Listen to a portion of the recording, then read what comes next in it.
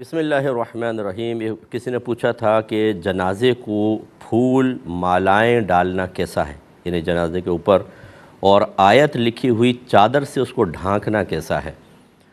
دیکھیں، اگر تو وہ پھول مالائیں اس انداز سے ڈال رہے ہیں کہ غیر مسلمین کے ساتھ مشابہت ہو رہی ہو، جیسے کہ یہ پڑوسی ملک کا کویسچن ہے کہ جیسے کوئی غیر مسلم ڈالتا ہے، اس طریقے سے آپ ڈالیں کہ لوگ دیکھنے والے یہ سمجھے کہ شاید مرنے والا کافر مرا ہے، اس کے اوپر ایسا ڈال رہے ہیں۔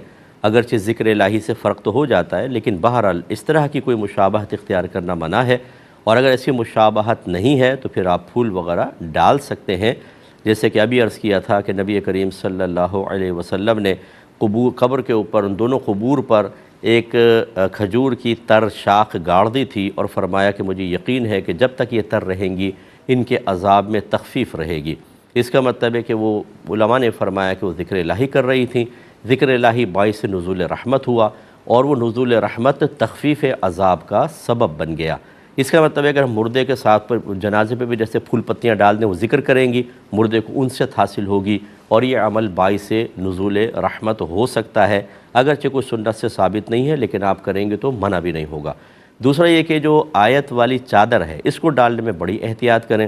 ہو سکتا ہے کہ کوئی بے وضو آدمی اس پہ ہاتھ لگا دے تو گناہ گار ہوگا، خصوصاً جب قبرستان لے کے جاتے ہیں تو وہ چادر یوں سمیٹ کر پکڑا دی جاتی ہے اور لینے والے اس کو کہیں پہ بھی ڈال دیتے ہیں، اور یہ ٹھیک نہیں ہوتا۔ واپس لے آتے ہیں لیکن اس ٹائم رکھ دیتے ہیں سائیڈ میں، اس پہ اللہ کا آیت الکرسی لکھی ہوئی ہوتی ہے، کوئی آیت لکھی ہوتی ہے، لوگ اس پہ چڑھ سکتے ہیں، بے وضو ہاتھ لگاتے ہیں۔ اس لیے اس طرح کی چادر ڈالنے سے مردے کے لیے کوئی راحت کا سامان نہیں ہوگا، یہ ذہن میں رکھیں۔